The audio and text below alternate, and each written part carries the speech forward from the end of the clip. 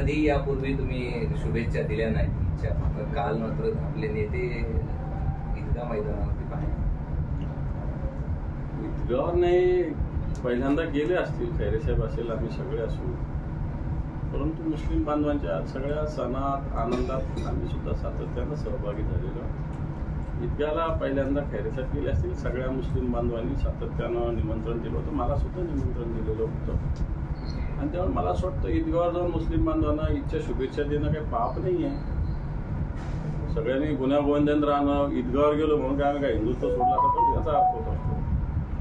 मला असं वाटतं एक नवीन पाऊल पडत असेल शिवसेनेच्या वतीनं सगळ्यांना सोबत घेऊन जाण्याचं, आणि समोरच्यांचं पण तसं पाऊल पडत असेल तर याचं सगळ्यांनी अभिनंदन स्वागत केलं पाहिजे असं मला वाटतं. आपल्याला काही मतं मिळतील असं वाटतं यावेळी, किंवा आपण साथ घालताय मुस्लिमांना की मोदींचा विरोध नको म्हणून आमच्यासोबत राहा? मला असं वाटतं मुस्लिम बांधव आज उद्धवजींच्या नेतृत्वाकडे मोठ्या प्रमाणावर आकर्षित झालेले आहेत. काल मुंबईत होतो, अनेक जे मुस्लिम पट्टेच्या पट्टे सगळे शिवसेनेच्या मागे 100% उभे आहे.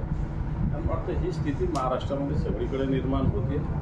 उद्धवजींच्या नेतृत्वाला या सगळ्या मुस्लिम समाजाने मोठ्या प्रमाणावर मला वाटतं स्वीकार केलेला आहे. संभाजीनगरात तो स्वीकार होईल.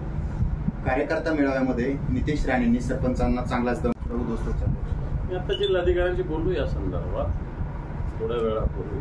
पंचनामे केले जावे, शेतकऱ्यांना मदत मिळाली जावी. आचारसंहिता असल्यामुळे आम्हाला प्रत्यक्ष काही गोष्टी करता येणार नाही, परंतु अप्रत्यक्षरित्या सगळ्या गोष्टीसाठी शिवसेना निश्चित लक्ष देईल.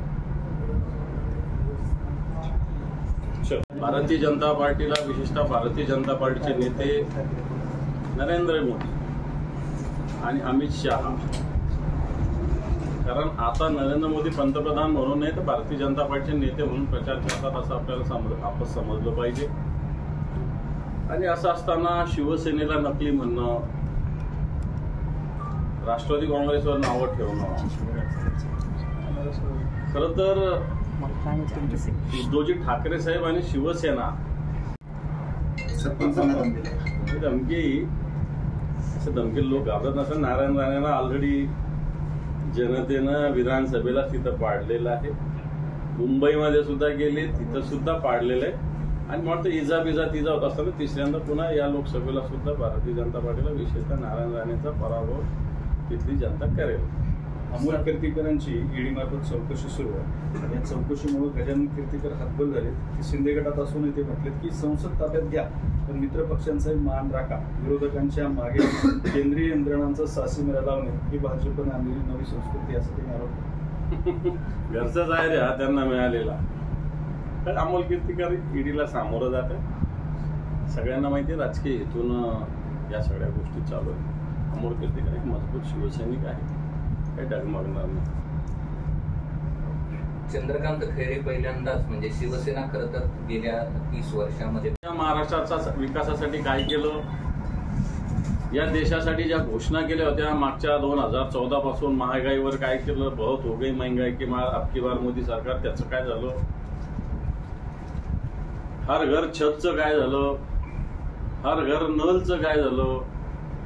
परवा सोयगावमध्ये एक मुलगी आपली वैष्णवी नावाची एक्सपायर झाली. आयुष्यमान भारतचं कार्ड तिच्याकडे होतं. जळगावच्या एका खाजगी हॉस्पिटलमध्ये तिचे वडील तिला घेऊन गेले, पण आयुष्यमान भारतचं कार्ड तिथं चाललं नाही.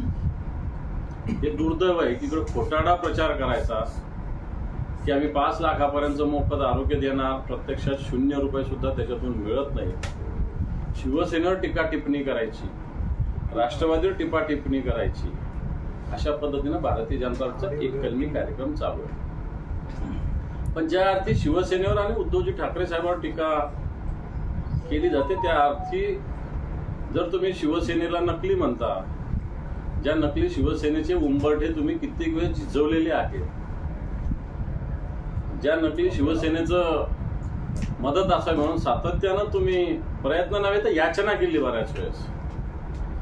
आणि आता या शिवसेनेला नकली म्हणत असताना जर असली तुमच्या सोबत आहे, ते असलीचे हाल तुम्ही काय केले. असलीला 10 जागा सुद्धा अजून दिलेल्या नाही. या असलीचे उमेदवार सुद्धा तुम्ही ठरवता, आणि तुम्हाला शिवसेना अशा पद्धतीनं स्वतःचे भारतीय जनता पार्टीच्या पाया पडणारी, भारतीय जनता पार्टीची चापलुसी करणारी पाहिजे होती. परंतु या महाराष्ट्रातील एक तमाम जनतेचा आवाज असणारी, महाराष्ट्राच्या प्रत्येकाच्या मनगटामध्ये धमण्यामध्ये रक्त सळसळ करणारी शिवसेना जी उद्धवजी ठाकरे साहेबांच्या नेतृत्वाखाली काम करते, वाटतं ही तुम्हाला कधीही शरण येणार नाही, स्वाभिमानानं तुमच्याविरुद्ध लढा देईल आणि नुसतं लढा देणार नाही तर हा लढा जिंकण्याचा संकल्प आम्ही केलेला आहे आणि निश्चित तो जिंकू अशा प्रकारची भूमिका सुद्धा सातत्यानं माननीय उद्धवजी ठाकरे साहेब यांनी मांडलेली आहे. काल शाहू महाराजांच्या विषयी शिंदे गटाचे सदाशिव मंडिक जे उमेदवार आहे यांनी जे वक्तव्य केलं, शाहू महाराजांच्या गादीला या महाराष्ट्रामध्ये नव्हे तर देशामध्ये असामान्य महत्व आहे. परंतु या शाहू महाराजांच्या गादीचा, थोडक्यात छत्रपतींच्या गादीचा अपमान करण्याचं पाप सुद्धा आज या महाराष्ट्रात घडलेलं आहे. मला वाटतं महाराष्ट्राची जनता, ठीक आहे राजकारण आपलं चालत राहील, परंतु प्रत्यक्ष शाहू महाराज, आपण फुले शाहू महाराजांचा हा महाराष्ट्र म्हणतो आणि त्या शाहू महाराजांची गादी चालवणाऱ्या शाहू महाराजांविषयी अशा पद्धतीनं वक्तव्य या महाराष्ट्राला मला वाटतं सहन होणार नाही. आपण इतक्या खालच्या स्तरावर अशा पद्धतीनं राजकारण केलं जातं, मुद्द्यावर राजकारण केलं जात नाही आणि याला जबाबदार भारतीय जनता पार्टी आहे आणि आमच्यातून गेलेले गद्दार. कालच्या सभेमध्ये देवेंद्र फडणवीस यांनी सुद्धा टीका केली की मवेची गाडी जागेवरून हलतच नाही. काँग्रेस पक्षाची अवस्था घरकाना घाटका झालेली आहे आणि ही निवडणूक ग्रामपंचायती नाही तर देशाचे पंतप्रधान निवडण्याची आहे आणि मोदीच देश सुरक्षित ठेवतील अशी 2-3 वक्तव्य. ही इलेक्शन ग्रामपंचायतीची नाही, ही इलेक्शन देशाची आहे. म्हणून देश पातळीवर 2014चा तुमचा जाहीरनामा, 2019चा जाहीरनामा आणि निश्चित आम्ही तुमच्या समोर आणू, तुमचा अर्थ तुम्हाला दाखवतो आहे, आमच्याकडे तयार आहे. आम्ही तुमच्या आता येणाऱ्या जाहीरनाम्याची सुद्धा वाट बघतोय. आणि म्हणून देश पातळीवर मी देश पातळीवरचेच मुद्दे मागितले ना. हर घर छत देश पातळीवरची योजना होती, हर घर जल देश पातळीवरची योजना होती. आज देशाची अर्थव्यवस्था, देशाचं GDP काय स्थितीत आहे, तुम्ही काळं धन भारतात आणणार होते त्याचं काय केलेलं आहे तुम्ही. आज देशाच्या अर्थमंत्रींचेच पती काय बोलतात सरकारविषयी हे तुम्ही बघितलं पाहिजे. आदर्श घोटाळ्याविषयी तुमचं व्हाईट पेपरमध्ये तुम्ही नाव घेतात, ते तुमचे नेते झालेले आहेत.